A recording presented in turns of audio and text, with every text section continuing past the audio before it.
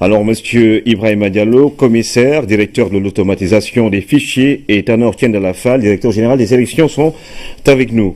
Alors, on parlait, Monsieur le commissaire, de carte d'identité numérisée. Aujourd'hui, on parle de carte d'identité biométrique. C'est quoi, justement, le glissement qui vous a permis d'arriver à ce niveau-là? Il faut d'abord savoir que c'est un saut technologique qui a été réalisé par donc cette nouvelle carte, qui est une carte à la différence de l'autre qui contient une puce. Voilà. Je vois que vous avez 3 cartes déjà. Et voilà, nous avions avant 2 cartes, une carte d'identité et une carte d'électeur. Vous pouvez le montrer à la caméra, s'il vous plaît? Oui. Parce que on veut que ça soit sûr, parce que le président parle de sécurité, justement. C'est ça. Nous avions 2 cartes. Oui. Maintenant, nous en avons une seule.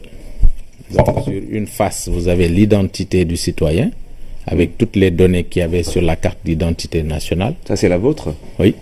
Et sur l'autre face, vous avez les données électorales du citoyen. Donc, une face carte d'identité, une autre face carte d'électeur.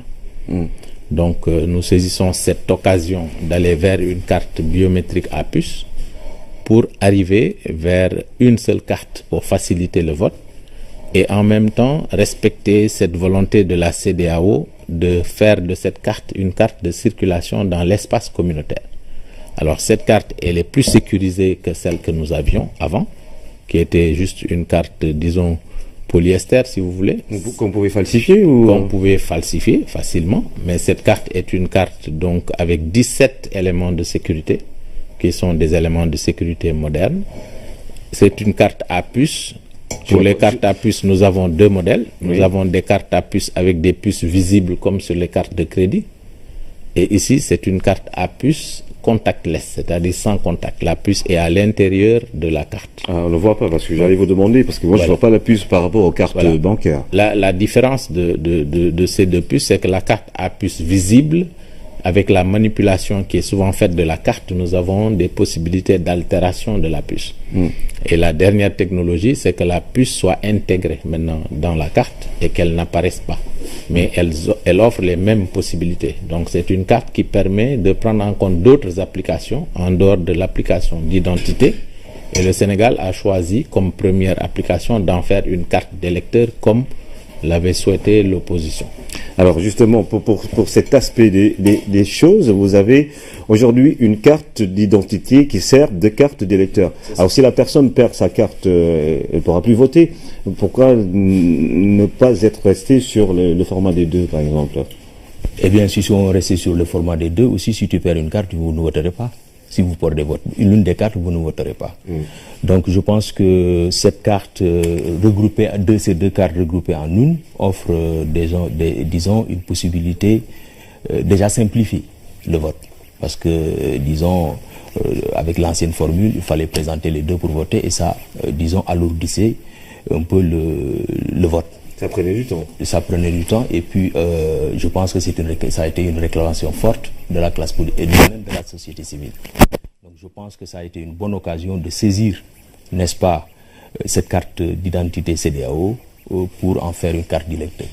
Mais en quoi justement cette nouvelle carte peut faciliter à procéder à la refonte du fichier électoral, refonte partielle ou totale? Avec la biométrie qui est plus prononcée, n'est-ce pas, dans ce système, le nouveau fichier électoral est plus sécure, on peut le dire comme ça. Bien entendu, l'ancien fichier qui nous a valu l'alternance de 2012 est un fichier sécurisé, mais nous pensons que ce fichier est davantage sécurisé avec la carte, disons, l'avènement de la carte d'identité CEDEAO. Alors, nous sommes dans un espace de 15 pays. Est-ce que c'est la même carte qu'on va retrouver dans les autres pays frères de la CEDEAO? Oui, je voudrais d'abord compléter mon collègue de la Direction générale des élections en disant qu'en fait, au-delà de la fiabilité du fichier, cette carte garantit l'unicité, justement, du détenteur. Parce que comme c'est une carte sécurisée avec une biométrie à 10 doigts, parce qu'avant, sur les anciennes cartes, nous n'avions que les 2 doigts de chaque main, sur cette carte, nous avons les 10 doigts des détenteurs. Donc même s'il y a une tentative de fraude en changeant les doigts à l'enrôlement, avec cette carte où on enrôle tous les 10 doigts, cela n'est plus possible. En plus, vous avez un nouveau numéro qui est marqué sur la carte, qui est un numéro de la carte, qui est un numéro différent du numéro d'identification nationale habituel, qui était basé seulement sur l'état civil. Ce nouveau numéro est basé sur des éléments significatifs, mais est basé aussi sur des éléments qui sont édités automatiquement par la machine pour garantir l'unicité de l'occurrence. En plus, au moment du retrait de la carte, chaque citoyen est obligé d'authentifier sa carte par l'apposition de son doigt sur un appareil qui montre donc que ce sont bien ces empreintes qui sont inscrites dans la carte. Donc nous offrons aussi l'occasion de garantir davantage l'unicité de l'inscription de chaque citoyen. Et comme je l'ai dit au début, c'est une opportunité qui est saisie parce que les cartes anciennes datées de 2006, elles ont 10 ans en 2016. Nous devions donc les remplacer obligatoirement. Nous avons donc saisi cette occasion de la décision communautaire et aussi du saut technologique qui nous était offert pour faire une plateforme nationale qui, au-delà de la carte d'identité maintenant, pourra nous faire donner la possibilité de faire d'autres applications. Cette carte, par exemple, pourrait servir de carte de santé. On pourrait imaginer que les citoyens inscrivent sur cette carte leur groupe sanguin, les allergies, et en cas d'accident, on pourrait doter des ambulances, les hôpitaux d'appareils pour lire ces cartes et intervenir plus rapidement avant de pouvoir tester pour le savoir. Ça veut dire que ça peut évoluer? Non. Absolument. Nous avons la possibilité d'aller vers une dizaine d'applications avec cette carte. Dans certains pays d'ailleurs, on en fait une carte monétaire. Vous pouvez donc intégrer de l'argent dans la puce et pouvoir faire des achats, et c'est une carte certifiée Mastercard dans ce cas. D'accord, mais je disais, est-ce qu'on retrouve la même carte dans l'espace CEDEAO? Est-ce que c'est dans les 15 pays, nous devons avoir la même carte, donc au point de vue de l'apparence, donc la couleur c'est la même carte, les spécifications sécuritaires aussi sont les mêmes. La seule différence, c'est que sur la face d'identité, vous avez d'un côté le logo de la CEDEAO et de l'autre côté le drapeau du pays. Et évidemment, vous avez le nom du pays. Donc, quand vous montrez cette carte dans un autre pays CEDEAO, vous voyez bien République du Sénégal. Donc, il n'y a aucun moyen pour un ressortissant d'un autre pays de l'utiliser pour voter au Sénégal. C'est bien clair. Le drapeau du Sénégal et le logo de la CEDEAO. Le logo de la CEDEAO. Voilà. Et est-ce que les autres pays sont obligés d'adopter le même format, c'est-à-dire une carte qui sert à la fois de pièce d'identité et de pièce et de carte d'électeur? Absolument, c'est un choix à faire. Nous avons fait le choix d'en faire d'abord une carte d'électeur, comme pour les raisons que nous avons évoquées tout à l'heure. Eh bien, dans le futur, comme le disait tout à l'heure le DAF, on peut y mettre on peut utiliser d'autres applications pour que cette carte serve à autre chose, comme disons carte de santé, permis de conduire, etc., etc. D'accord. Mais c'est une carte qui permet aussi l'échange d'informations en matière de sécurité dans l'espace CEDEAO. C'est un aspect très important. D'accord. Par exemple, on peut dire qu'au Ghana, eux, ils peuvent choisir de faire une carte d'identité à part et une carte d'électeur à part. Ils ne sont pas obligés d'adopter le même format que le Sénégal. C'est juste une carte multi-application. Chaque pays choisit ses applications. Mais cette application donc d'électeur a été faite au Sénégal. Mais il faut dire aussi que c'est une carte MRZ, donc elle permet une lecture au niveau de nos frontières. Donc cette carte peut servir également de passeport dans l'espace CEDEAO. Et enfin, il faut savoir que tous les Sénégalais sont tenus de se présenter devant les commissions pour se faire doter de cette nouvelle carte. D'accord, c'est la question qui va suivre, justement, pour les émigrés. Comment ça va se passer? Comment vont-ils avoir la carte? D'abord, pour les Sénégalais qui sont résidents au Sénégal, la carte, toutes les cartes qui ont expiré avant, donc au mois de mai principalement, nous avons eu beaucoup de péremptions au mois de mai. Un décret a prolongé leur validité jusqu'au 31 décembre. Mais avant cela, nous avons aussi édité des cartes qui étaient valables au-delà de cette période. Parce que chaque fois qu'on rééditait une carte, on lui donnait encore 10 ans de jeunesse. Maintenant, les Sénégalais sont obligés de se présenter devant les commissions administratives. Nous avons commencé par les Sénégalais qui ont 18 ans et plus, donc qui sont censés être des électeurs. Mais plus tard, nous irons aussi vers les commissariats et les brigades de gendarmerie pour les Sénégalais qui n'ont pas 18 ans. Donc ceux qui vont se présenter devant les commissions administratives devront se doter de leur carte d'identité ancienne avec une photocopie qui va rester au niveau de la commission, ou leur carte d'électeur avec une photocopie. Et ceux-là qui ont perdu leur carte? Ceux-là qui ont perdu leur carte, s'ils ont une photocopie donc de leur carte ancienne, cela nous facilitera la chose.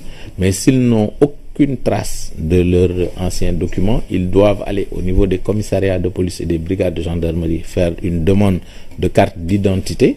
Et quand ils obtiendront leur carte d'identité, ils se présenteront devant la commission administrative pour être intégrés comme électeurs. Et la diaspora? Il faut ajouter, M. Diédhiou, que au niveau des commissions administratives qui ont été instituées, eh bien, à part ceux qui ont déjà, disons, la carte d'identité numérisée ou bien la carte d'électeur, eh bien, et qui sont déjà sur le fichier, ceux qui n'ont jamais été inscrits peuvent aussi venir avec leur seule carte d'identité, n'est-ce pas, se faire inscrire dans le fichier électoral. Donc, ces opérations concernent ceux qui sont déjà dans le fichier, qui viendront confirmer leur présence sur le fichier électoral, ceux qui voudront modifier leur adresse électorale, mais également ceux qui viendront pour la première fois s'inscrire sur les listes électorales, mais munis de la carte d'identité numérisée, qui est en cours de validité jusqu'au mois de décembre 2016. Voilà. Maintenant, vous demandiez pour la diaspora. Effectivement, la diaspora est concernée, puisque nous avons commencé d'abord par les commissions administratives au niveau des départements.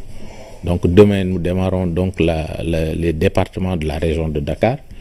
Ensuite, dans une semaine, nous allons vers les départements de l'intérieur du pays et nous irons par la suite au niveau de tous les arrondissements.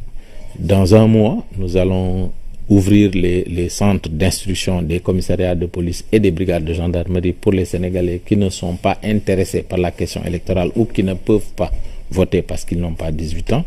Et dans 2 mois, c'est-à-dire au mois de décembre, nous enverrons des missions dans toutes les juridictions à l'étranger pour inscrire les Sénégalais de l'extérieur qui le souhaitent. Et même avant, parce que je pense que pour, disons, parce qu'il faut déjà considérer qu'on a plus de 200 000 électeurs au niveau de 41 pays où les Sénégalais votent.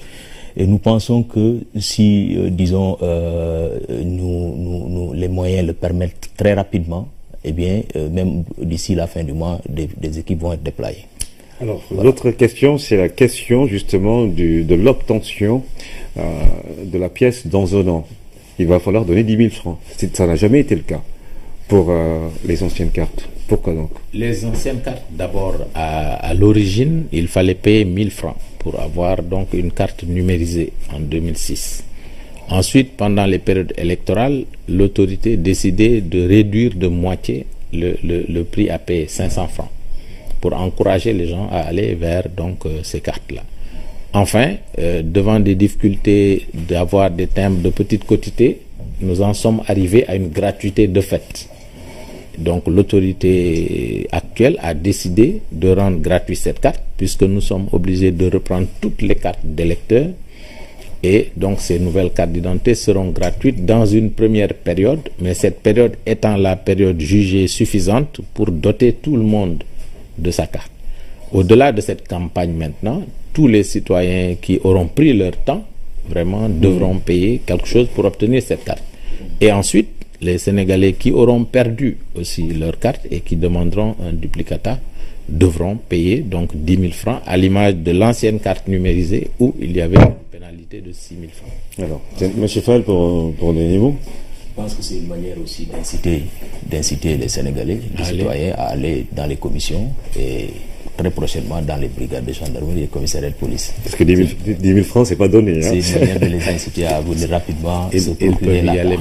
Surtout pendant cette période de rentrée des classes. Alors s'il y a un grand rush, parce que vous dites que c'est gratuit d'ici 6 mois, dans 1 an, s'il y a un grand rush, vous serez capable de satisfaire la demande?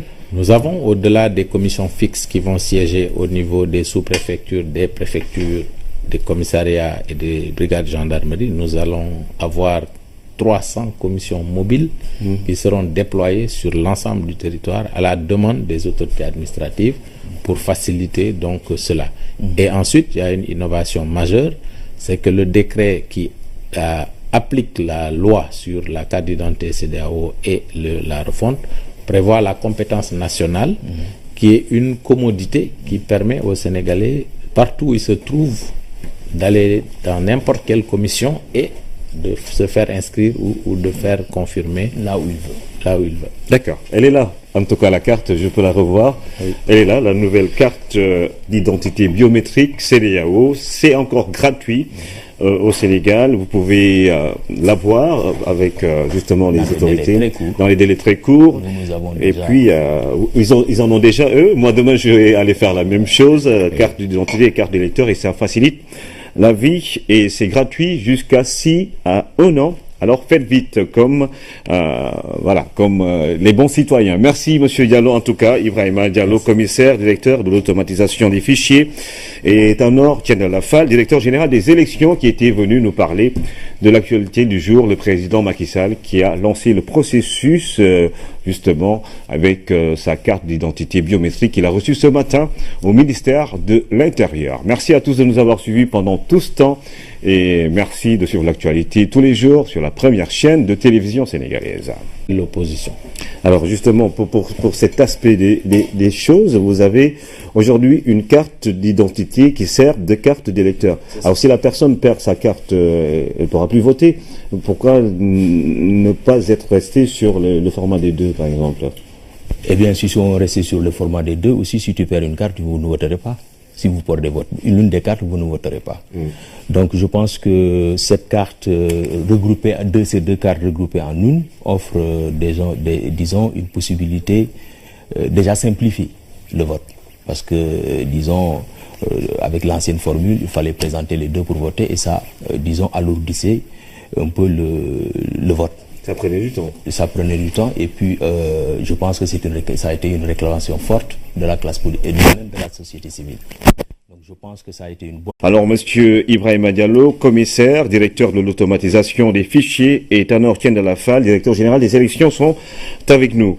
Alors, on parlait, Monsieur le commissaire, de carte d'identité numérisée. Aujourd'hui, on parle de carte d'identité biométrique.